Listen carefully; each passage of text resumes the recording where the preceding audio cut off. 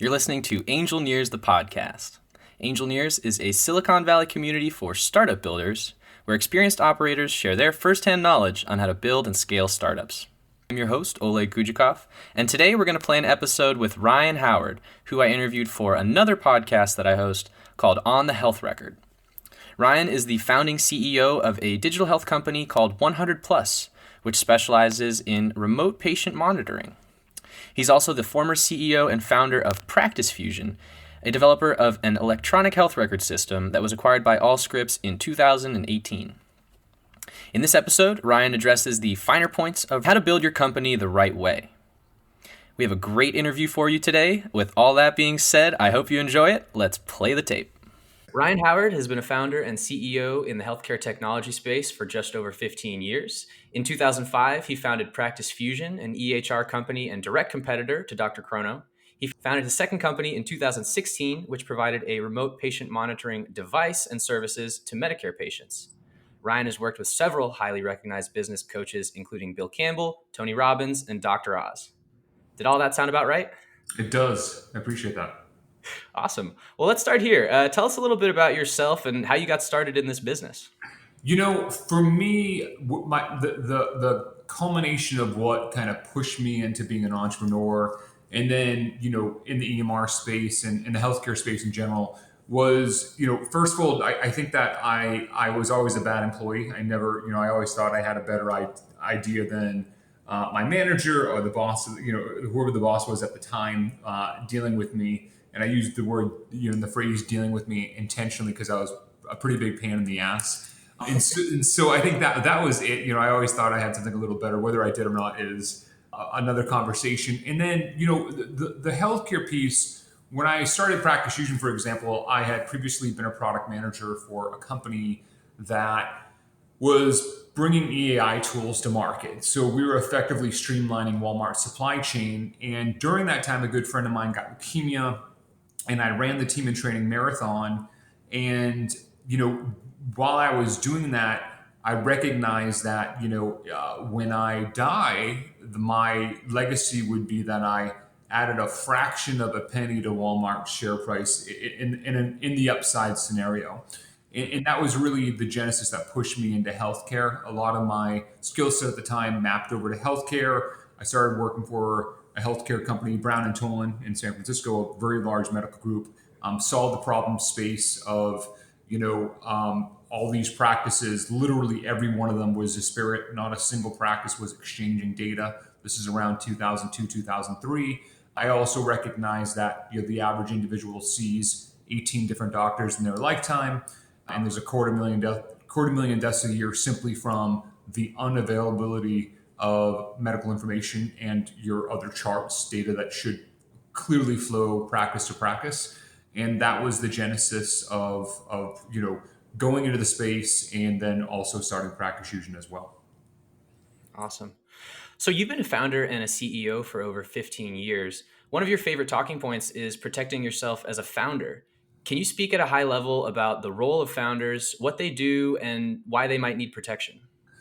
Yeah, look, I think that for the listeners of this podcast, I think that, you're in Cupertino, if I'm correct about that. And, we're up in San Francisco, so we're in the Bay. And so I think that beyond just being a founder, and you and DrChrono, we work for technology companies that are largely in the Bay Area and largely take down venture capital for the catalyst to bring their product to market and their funding. Most of the companies that or you speak with are not bootstrapping. It's almost unheard of, is the interesting piece.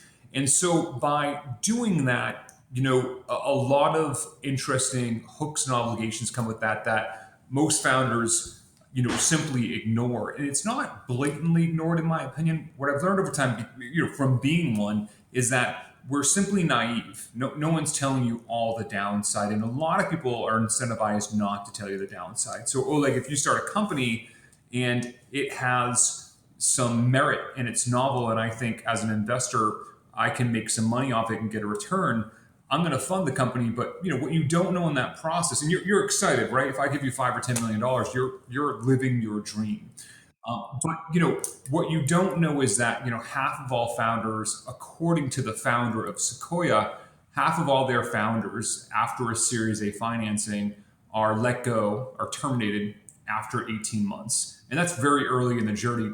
Never mind the Series B, Series C, Series D, and then beyond that, I give this presentation often, and I just gave it to UCSF, a group of students there about 2 weeks ago. It's called Protecting Yourself as a Founder. And in it, I have a model that shows if, I am your investor and, we invest, me and other investors invest in your Series A and Series B and Series C and Series D. The other things that are happening is that the investors, whether you recognize it or not, you're slowly but surely losing control of the company, explicit control from a board perspective. So, at Practice Fusion, after the Series A, which is very common, you as a founder, if you founded the company alone, you'll have a board seat. And if I invest in you, I will as well. And you no longer have autonomy over that company. After the Series B, if that is the board economics, you have one seat and I have one seat. After the Series B, a large investor is going to come on with each one of these rounds. And clearly they should get a board seat, right? If I'm giving you 5 or 10 or $50 million, I should have some say. But beyond that, though, now the board at the Series B, very early in your journey, has explicit control and can terminate you. And then beyond that, other mechanics are happening as well. So, if you look at a company hitting their Series D, the investors are going to own 90% of that company on this in the standard model. There's nothing really that is an outlier or egregious about what I just said. I can, show a model of this, and nearly every time, you're really not going to own that much. Now that said, the company's probably worth a couple few $100 million theoretically, and you're a multimillionaire on paper. But I think that a lot of entrepreneurs think they're going to be a billionaire and have full control of their destiny, and that's simply not the reality. Again, half are let go of after 18 months. 75% of startups simply fail in their entirety. And then it's hard to find this piece of data, Oleg, but I believe it's 95 to 97% of founders do not have a positive economic outcome. And so what do I mean by that? Let's say I and some other investors have done your Series A, Series B, Series C, Series D. And let's say we've put $100 million in your business. Pretty great, right? And let's say your business is worth $300 million, right? Everything's copacetic. We have something worth a lot. Let's say there's a market turn, or the business has been valued based on potential, but not actual revenue. And let's say for some reason, this happens all the time, every day, there's a turn of events and the company is not worth as much as everyone thinks. And let's say it sells for $50 million, which sounds like a ton of money. In nearly every scenario, you're going to think you're going to make a lot of money from that as a founder. You would literally not make a nickel in that transaction. You would not make anything, because the founders have what's called a liquidation preference, and even a standard 1x liquidation preference. So that's not aggressive. That's normal. They're going to get their money back first. And you could have 5 or 10 years into the business. So what I'm passionate about is that there are a number of mechanics throughout this where a founder can be empowered. And it's not about having absolute control. It should be a partnership, but it's really about not being naive. It's about understanding the mechanics of the board, of the investor, of how the investment actually works. So you can have a little more control on the board. So if you are exited, you're not walking away with nothing, you're walking away with something. And then also getting a little bit of liquidity every round. During your Series B and C round, you should get a little money off the table in case things go sideways. And it's not just about the company not working out. It's after a Series C or Series D where the investors probably have full control over the outcome. If they want to sell the company or bring it in a direction you don't want to, that's their choice, because that's what you've signed off for. But at least you got some liquidity and some upside out of the scenario, even if they burn the company down, for lack of a better phrase. So there's a lot to unpack there, but this happens every single day. It happens dramatically. I'd say 95 times out of 100. And so it is the norm. So you and I, we get stuck on the really great outcomes out there.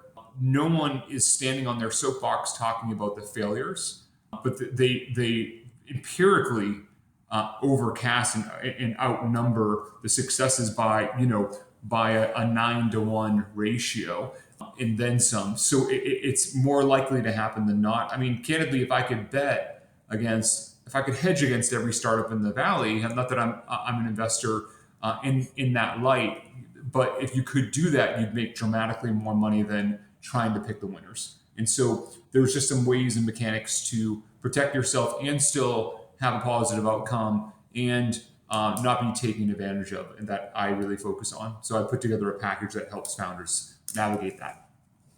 So you spoke about, kind of the reason for needing protection. What are some of the steps that a founder can take to make sure they are protected? Yeah, I think there's 4 significant milestones where a founder is going to gain or lose leverage in the business. And one is during incorporation. So a simple thing you can do when you incorporate the company, instead of just listening to your attorney and going, yeah, I'm on the board. I always recommend making sure, first and foremost, your board seat as a founder should be irrevocable, meaning it cannot be taken away from you unless you divest all of your holdings, which is really, really uncommon. So, but in that way alone, your board seat is technically not to represent you. Now, you will be a common shareholder, so you can look out for your own best interests, but that board seat also looks out for other founders and employees as well. So as long as you are a significant shareholder, let's say you have over 1, 2, 3, 5% of the business as far as ownership, you get to stay on that board and you get to have some control in the direction of the business, even if you are terminated. In that case, which again happens all the time, it allows you to look out for the best interests of the common shareholders as well as yourself being the employees. Without this, many times the board can end up explicitly just being investors and they can do whatever they want. And this is ultimately what happened at Practice Fusion. One of the other things I highly recommend is allocating 3 to 4 common seats up front. Now, not filling them, but the day you incorporate, if you and I are starting the business together, Oleg, instead of you and I just being on the board, let's put an empty seat. And so therefore, after the Series A, it's me and you and a Series A board member. After the Series B, it's me and you and a Series A and Series B board member. At the Series C, when a third investor comes on the board, we still have an open common seat that we can fill. Again, there's balance now in that board instead of just being Ryan or Oleg and 3 outside investors where you're clearly outnumbered. And the problem is, and let me just take one step back. I didn't mention this. Your goal as a founder, and I think anyone listening to this podcast, is to build a great company, have an impact, and potentially have an outcome. I mean, obviously people want to do good and do well, right? If I'm an investor, are all those things important to me? Nah, not so much. To some extent, I can give you lip service, and ultimately, maybe they are, but let's be very realistic. I am an investor. And so your investor usually doesn't have a lot of money, right? There's a tremendous number of startup investors out there, and they get a very small draw off the fund. They might make, 1 to 300 grand a year. All their economic upside is in your company having an exit. So, a sale or an IPO, more likely a sale. And they live and die by their limited partners. So, endowments and high net worth individuals that gave them the money in the first place, that funded the fund.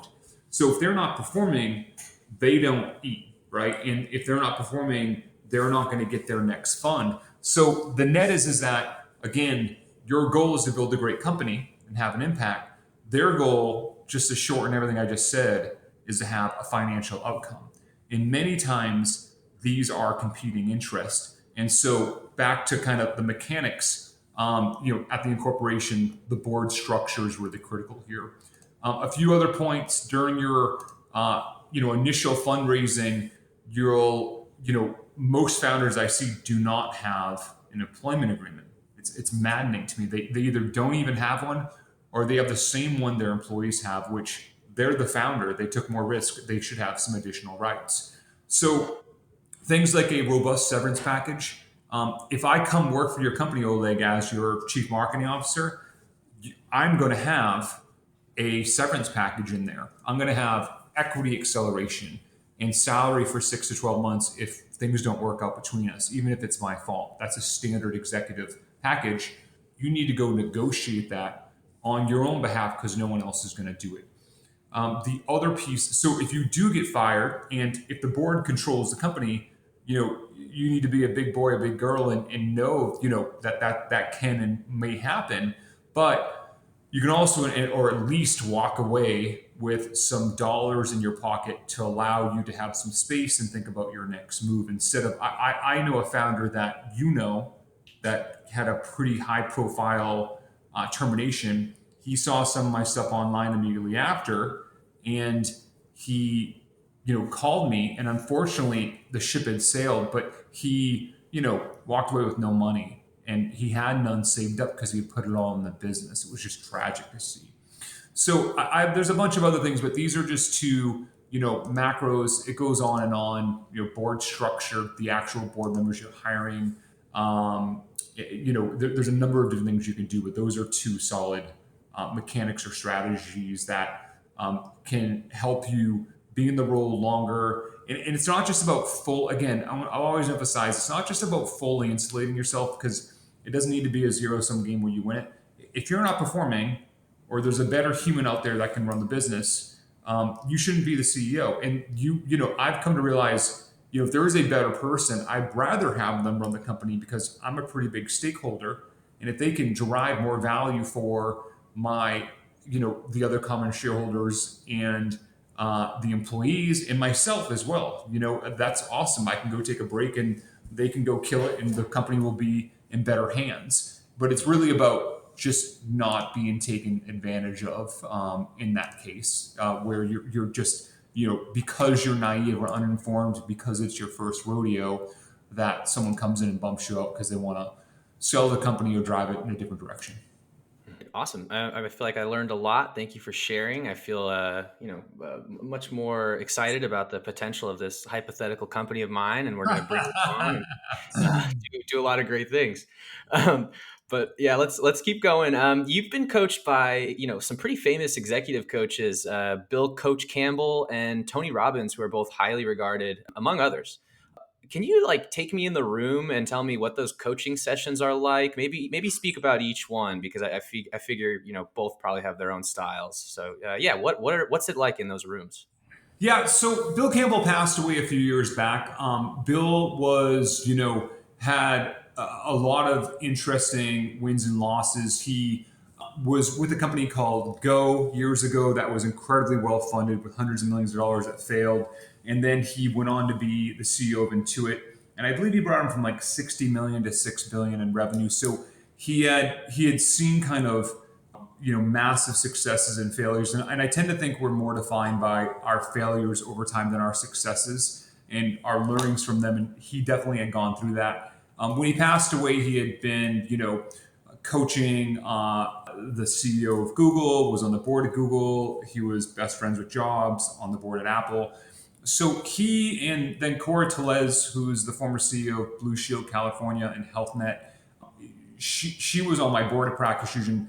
These are two of the most seasoned operators, that I've ever seen. Cora's on the board of 8 public companies, and at some point, if you've been in the game, they were both, Cora's still working with us, and Bill was, I think, 70 when he passed. And at some point, you kind of get so evolved, you've seen the movie, that you can kind of see the pieces and predict how they're going to move on the chessboard before the moves are actually made.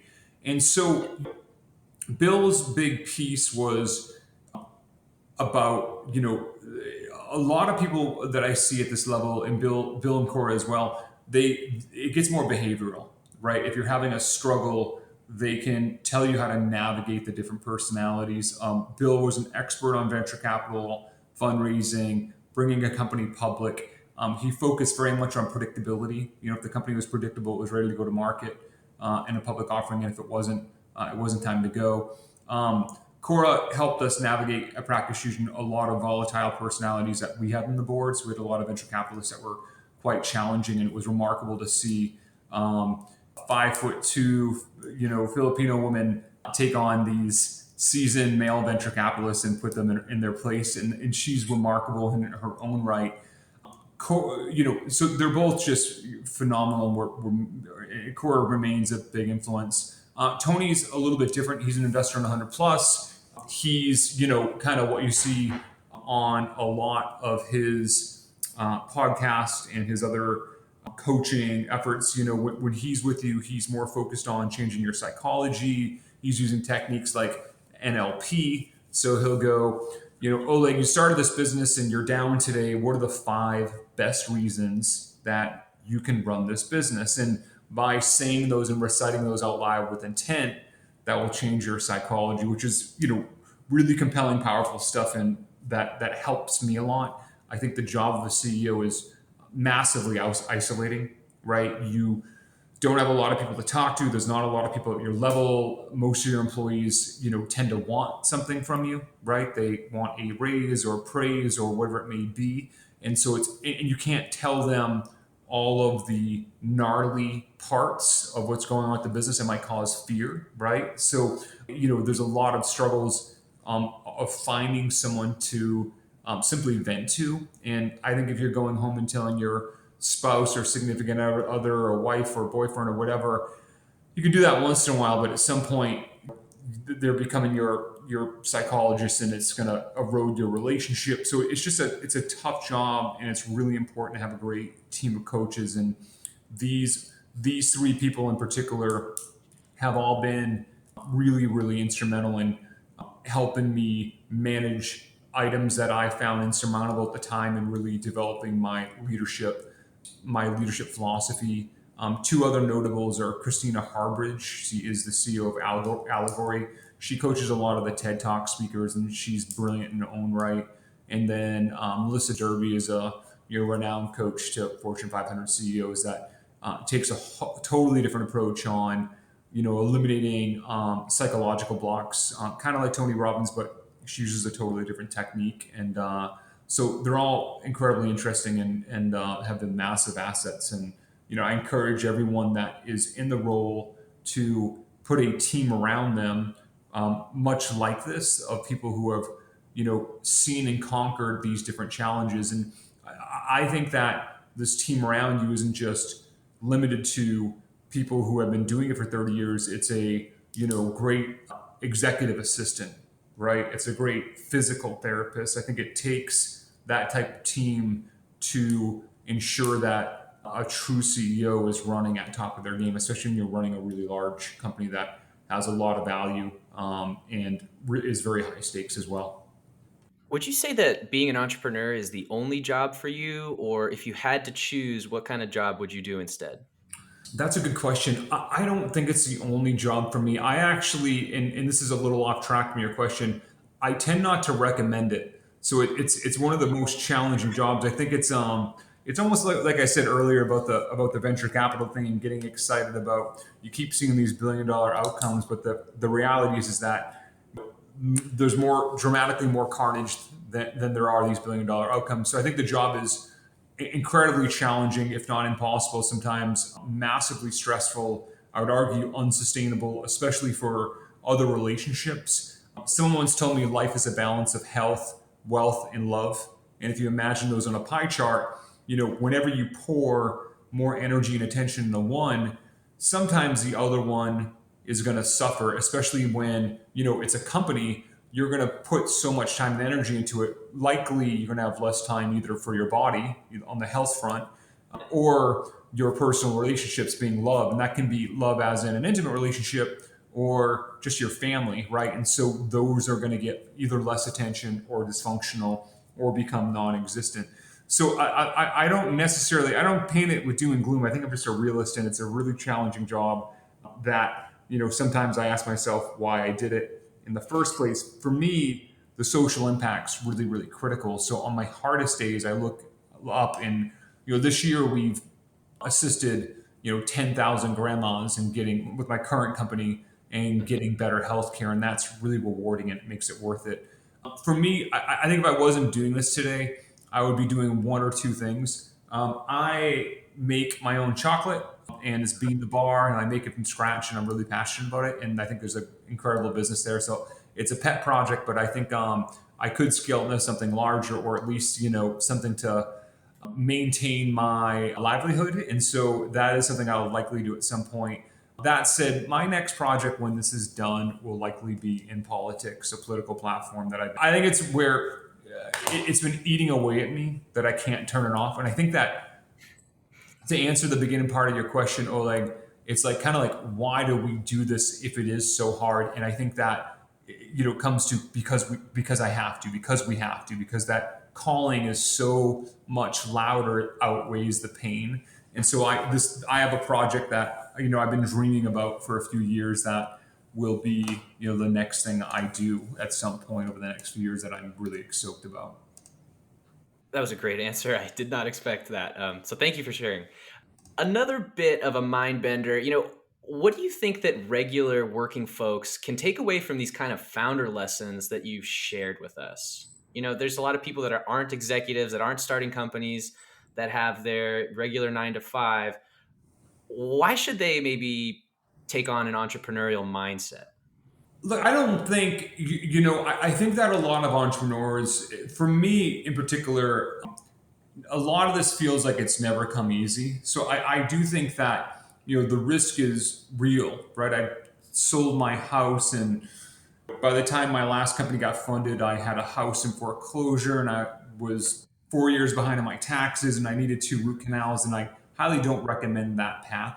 But I think that, the inspiration is just that. It can be a beautiful thing. And I don't think you need to go to these deep, deep extremes. Your impact can be, a side job. It can be helping at a smaller scale. It can, so I think that it doesn't necessarily have to be this binary outcome, quit your job, go for it.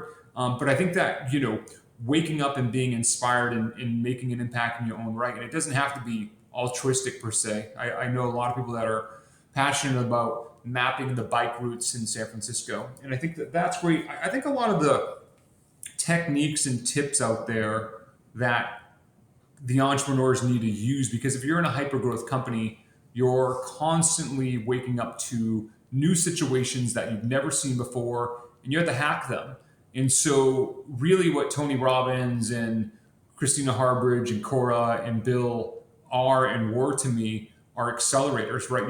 You're taking 30, 40 years of experience from each one of them and getting what you need to, because when I started Practice Fusion, for example, I was so kind of nascent in my career that, you can get the best pieces to, manage and cope these insanely challenging problem sets that you're just not qualified for. And I think that, leveraging that framework in your day to day, you don't need to be running $1 billion startup to get value from that and to get inspiration from that. I do think, just to chime in on the downside, I think a lot of people take advantage of it. I think you have your Guy Kawasaki's and Tim Ferriss's that, make it into a product and take it, this 4-hour work week stuff. I think it's a little bit contrived. And I do think there are people out there capitalizing on it, which I think is unfair to entrepreneurs and kind of nearly lures some people into it. I think the realist viewpoint is much more pragmatic and authentic and fair. And I think that's critical. But I think that, I think it's remarkable the inspiration and then the tools. I mean, you're using a product right now that is recording this podcast that it looks like I can go sign up for and spin up my own podcast in a few hours. And that's remarkable, right? So the barriers to entry are so low. It's really inspiring. And you don't need to, quit everything you're doing and risk your livelihood. You can do a side hustle that can satiate that your spirit of creation, which I think is really, really cool. All right, next let's dive into the Practice Fusion side of things. Plenty of people have good ideas. How are you able to turn your idea into a business? Yeah, so we started Practice Fusion in really 2007. I had, as I mentioned, I worked at a company called Brown and Tolan. It was a really large medical group, and I think that the best ideas come out of problem sets. So, I had, and I'll give you some contrast on this. An investor I know, a very bright one, called me during the summer. He had a couple students that were super smart that wanted to solve physician scheduling. And they had never done anything in the space before. They hadn't worked for Dr. Chrono or Practice Fusion or ZocDoc, right? All ZocDoc does is physician scheduling. So they hadn't gone through the learning that these other businesses that have thrown hundreds of millions of dollars at this problem set, quite literally. And I think that's a poor way generally to go against a problem set when there's just so much institutional knowledge, you're not leveraging any of it. And don't get me wrong, beginner's mind's great sometimes, but understanding why things are the way they are is generally pretty critical. So with Practice Fusion, I had worked at Brown and Tolan, saw that Brown and Tolan in particular had a few thousand doctors under management. Every one of them used a different system to manage their practice. And at the time, 15 years ago, 20 years ago, I can't think of a single practice that had digitized records. And so for all the reasons I mentioned, we thought I knew that needed to be fixed. Soon after, I worked for a company called Grand Central. And at the time, Grand Central in 2002 was the original AWS. You could put web services in the cloud and build a full application. The founder of that business was the largest outside investor in Salesforce.com. His name was Halsey Minor. And he really was taking what Salesforce had done and just made it generic, was making it generic for other apps and developers to build in the cloud. And unfortunately, Grand Central didn't work out. It would have been a juggernaut.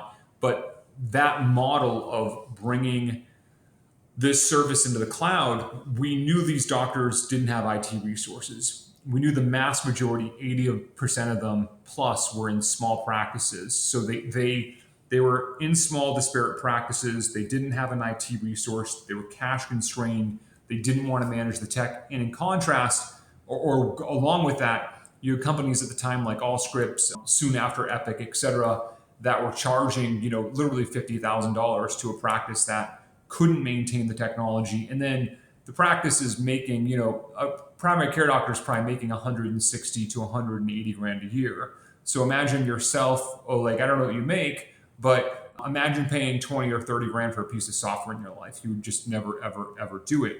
And so we knew that by putting the service in the cloud, we could move to a SaaS-based model like Salesforce, and at the time, Salesforce was $200 or $300 a month, and also solve the price issue and the delivery issue. The third component about healthcare was these doctors needed to be connected to CVS and Walgreens. There was connectivity issues, and they needed to be connected to. So that's for prescriptions, and they needed to be connected to LabCorp and Quest and other labs for results for their patients. And so I knew, because I had an integration background, that each one of these connections was incredibly challenging to implement. It took a lot of time to coordinate with the respective lab or pharmacy and plug each practice into it. So I knew that a platform approach, by plugging in, for example, CVS one time into our platform, it didn't matter how many doctors we brought on, whether it was 1 or 100,000, we knew they could all obviously leverage that connection. They were spokes to our hub, and there was a massive economy of scale. So arguably much more efficiency than just hosting an app in the cloud like a Salesforce. So that was really the culmination of the technology model. And then as we got going, we started seeing some traction, and we started selling the product for a couple $100 a month. And we struggled getting the doctors to pull their wallets out of their pockets. So we went to a free model, but it was like $50 a month for support. So it was kind of like I'm going to date myself a little bit, but in 2007, 2008, it was kind of like a Red Hat-esque model where you get the software for free and you pay for support. And one day, we were quite small, probably 4 people. I was on the phone with the doctor, and he started haggling with me, and he didn't want to pay $50 a month, which again, there are other solutions out there that were $50,000, but this guy didn't want to pay $50 a month. And he offered me $25 a month instead of $50. He started haggling with me. And that was really, internally, I work really well when I'm boxed in and I'm a little bit frustrated, because I'll start throwing spaghetti at the wall. when something is not, when I'm not seeing the outcome I want, is when I get a little scrappier and a little more innovative. So the next day we tried free for the software, free for support. We thought we could come up with a model to subsidize the rest of the delivery of the service and support. And so we went totally free. We had a webinar where we had 23 doctors or so on. And right after that, 19 of them signed up for the service. And we knew that this cost barrier we had seen was just dramatically higher with a doctor than it was you and I as consumers. We knew this was the holy grail of eliminating that blocker. And so that's when we went totally free. So Practice Fusion was the first ever enterprise product in history to deliver a free model to market. And it was featured in Chris Anderson, who at the time was the chief editor at Wired magazine. He had a book called Free, and we were featured in that book as well. A quick sidebar. I don't want to take us too far back, but yeah, I was kind of struggling. You're talking about, paying for software. I love Spotify. I was recently a student. I just got off my student plan, and to go from like $5 a month to $10 a month, that was a pretty epic decision for me. So $20,000, no, thank you. But let's get back to it. What were some of the most important lessons that you learned as a healthcare technology CEO for 10 years? You were in the space at Practice Fusion for all that time, and you kind of you're remaining in the healthcare tech space by founding 100 Plus. So what did you learn in those 10 years, and why did you decide to sort of stick in the not same market, but a similar maybe auxiliary market? Yeah, I think I think there's two or three categories of learnings. And one, we really covered it. It's really, there was a tremendous amount of learning about how to navigate this landscape. And in some ways I could paint it as a minefield, right? And whether it's venture capital or hyper growth or whatever tag you want to put on it. And I want to be clear, I'm not here to demonize venture capital, but if you're taking on $100 or $200 million, in the case of Practice Fusion, it was nearly $200 million of capital. There's going to be hooks and obligations and challenges and minefields that come with it. That these people, you need to play the game and play it well. It does become a zero-sum game, and that's a tremendous amount of money, and they're not joking around, right? That they want a return on it. And so everything I just talked about, this protecting yourself as the founder, this kind of series and some of the advising I do around that, there were some macro learnings there. And the overarching piece of that is that, like if you have a creation that is of value, so if you go create a model or something alone in your home, a puzzle, etc., that's yours. But as you start sharing with the world and it has value, right? When it has, especially, this is a very capitalistic society, and there's nothing wrong with that. But as people see real value there, they're going to cling on to it and want a piece of it. And they're going to want, and that might not just be the money and ownership part, it might be the control part as well. So overarching, thematically, a lot of what I try to help with, and I want to be clear, I'm not selling anything on this podcast, I have a full-time job, but what I try to help with is that, if you have something of value, I like to help social entrepreneurs that are trying to have an impact, but, do good and do well, trying to have a financial outcome as well. And there's a lot of different stakeholders out there that don't really care about the impact. They only care about the financial outcome. I know many investors, and especially on the VC side, that would easily and happily invest in dirty coal if it gave them a good enough financial outcome. So I think the majority of investors, even if you have a business that's altruistic, they might be on board for that. But again, I think even if you want a good financial outcome, and they clearly do as well, they have likely force ranked that financial outcome way over the social impact of the business. So that's one piece of the learning. On the healthcare side, I think there's a number of different ways to look at it. Healthcare is an incredibly large, complex space. When you look at it, you could include, genome profiling. You could include, bio, right? And so my expertise is really in digital health. And so, what I've really learned is about, there's massive amounts of data in the marketplace. There's a tremendous number of patients that are sick, and there's a tremendous amount of opportunity to upend the systematic approaches on rendering care. Now, that said, it's really, really an incredibly complex, challenging space. And Practice Fusion took a boil the ocean, let's change the entire way healthcare is rendered to some extent, right? Let's move every piece of data, the schedule, the way an intake is done, the actual chart, connect labs, connect 70,000 pharmacies, it goes on and on, into a digitized world, and then add services on top of that, which was really interesting. That opportunity, from my perspective, when we started the business, there may have been 10% adoption. There's of an electronic health record, there's maybe 90% adoption now. So that ship has really sailed. So with 100 plus, we took a different approach. It was more of, let's go find a clean use case that no one's serving today, where we don't have any dependencies on data. And so, remote patient monitoring is the serving, for Medicare in particular, is the serving of these senior citizens that, are incredibly sick. 80% of them have a chronic condition. So it's not niche, right? You have 60 million patients on Medicare, and 48 million of them have a chronic condition. And so, it's a large swath of the market that's massively unserved. I think the other part, just to get into the pragmatic lessons, it is cleanly and clearly well reimbursed, right? And that was a big piece as well, as we didn't need to struggle to find a business model. I think with 100 plus, and I think one of Practice Fusion's demises was that, we had a business model that was ad based. We saw transactional revenue from sending a prescription or ordering a lab.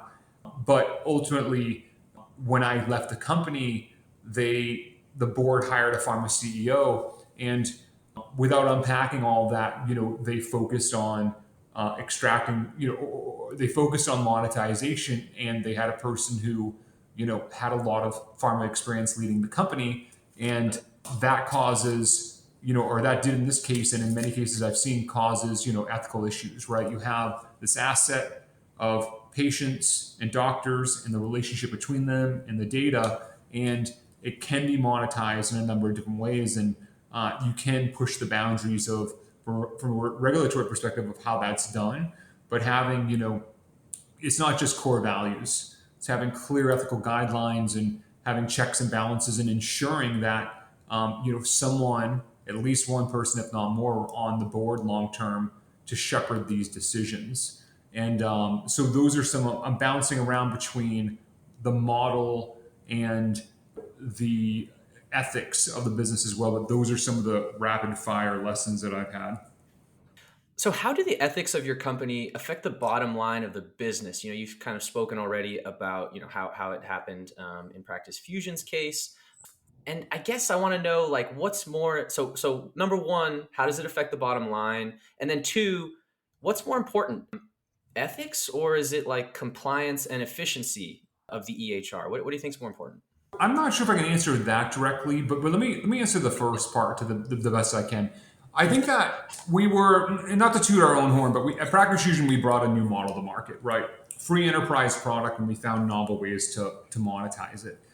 The transactional piece of the business was clean, right? Getting paid to deliver a script. We did not influence a practitioner to deliver a script to a particular person or entity, to CVS versus Walgreens, to LabCorp versus Quest. We just got paid for the facilitation and the efficiency of getting it there digitally and guaranteeing the delivery.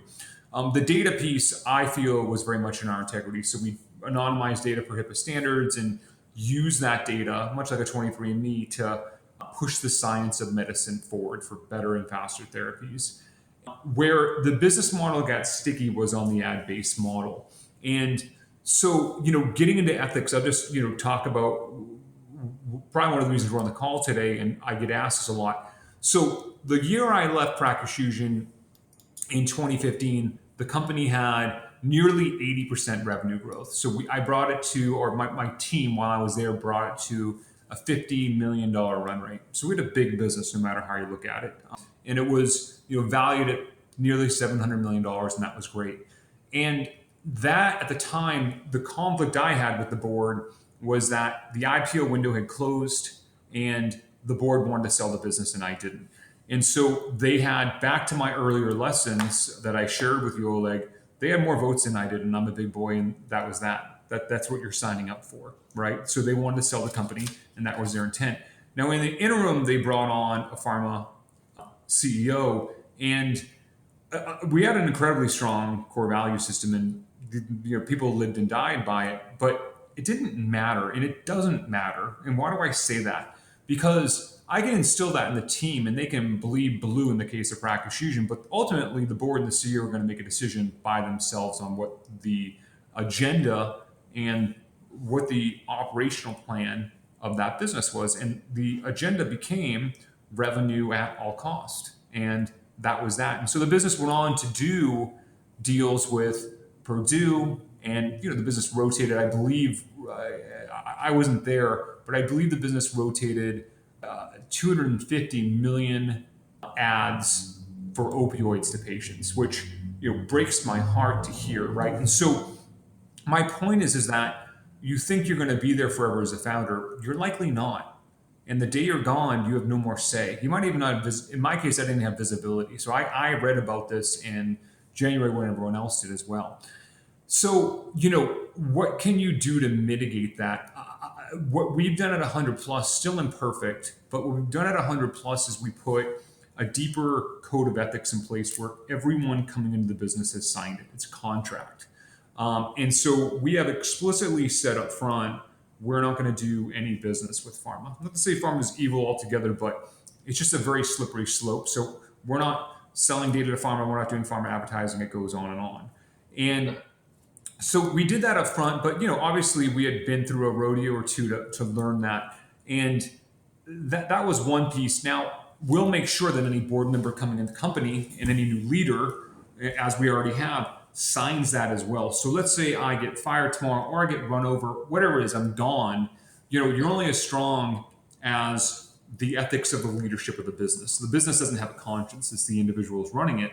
And so, if you hire someone new and they sign that, and you're gone, and let's say it's your successor and the rest of the management team that's still there, hopefully there's still some checks and balances because they committed to it. So that's one thing that we've done that's simply different here.